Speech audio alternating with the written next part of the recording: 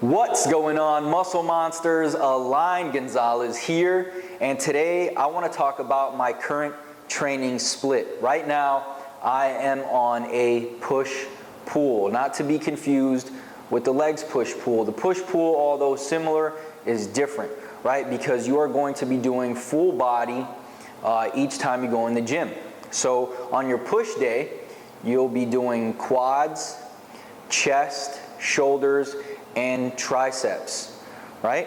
For your pull days, you'll be doing hamstrings, back, biceps, and maybe shoulders again. More so because the mid delt is really trained with a pulling movement, so it kind of really depends on how you want to structure it. But that's not really a major detail. That's completely up to you. I like to do my pressing. So for example, my dumbbell presses and my lateral raises the same day, but some people like to do their pressing and then their lateral raises on a separate day, because technically it is more of a pull exercise. All right. Now the way I structure it is 2 days on, 1 day off, repeat. Another way I see a lot of other people doing it is 2 days on, 1 day off, 2 days on, 2 days off. So they'll do maybe Monday push, Tuesday pull, rest on Wednesday, then push, pull, and then rest on the weekend and repeat. So you have, 4 days of training and you're hitting every muscle group twice consistently. Now the volume is going to have to be lower per muscle group, but again, for me, it's about the frequency. All right. Now on my push days, I like to do my squatting and my benching, okay? And then on my pull days, that's where I'll do my deadlifts. Now, I'm only deadlifting once every other session or once every 2 sessions, okay? I'm not deadlifting every time I have a pull workout. However, I am squatting every time I have a push workout.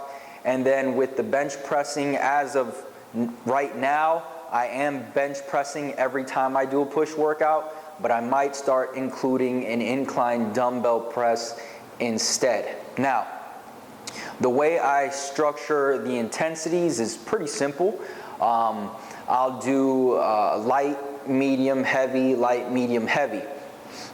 So the first push workout will be, for example, sets of 8, right, for my main lifts. So my bench and my squat, I'll be doing sets of 8. The next time I do that workout, I'll be doing sets of 5 or 6.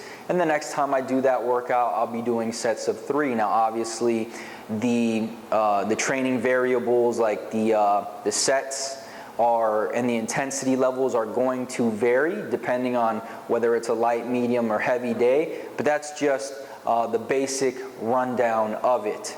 Okay? Now, you don't have to do or take the daily undulating theme, I guess you could say, that I do. That's just the way I like to train. Some days I like to have just more of a pump, and other days I like to train really heavy, so that allows me to do everything pretty evenly, right? And I also saw great success when performing the traditional DUP style routine. So I kind of wanted to implement the same kind of training, but not necessarily the way that it was structured before. All right. And another thing is that because I do plan on continuing to compete in powerlifting, this allows me to still do my bench, squat, and deadlift frequently. All right. However, these don't have to be your main lifts, although these are the ones I do typically recommend, at least the squat and the deadlift. You can pretty much do or set it up however you'd like. But again, the reason I use those 3 is because I need to improve those 3 if I'm going to continue to compete in powerlifting.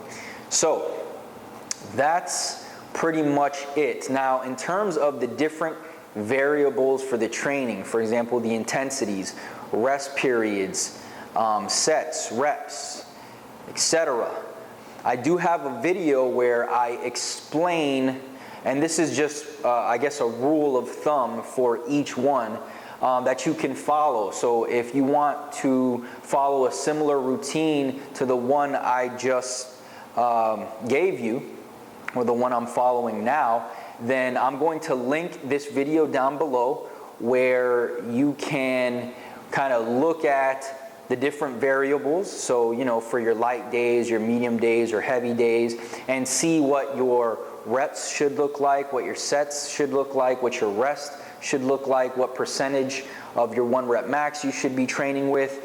And that's going to be for somebody that's a little bit more intermediate or advanced. Obviously, if you're a beginner, then, you know, kind of just figure out a rep scheme and a set scheme and just stick to that, and you'll make great progress.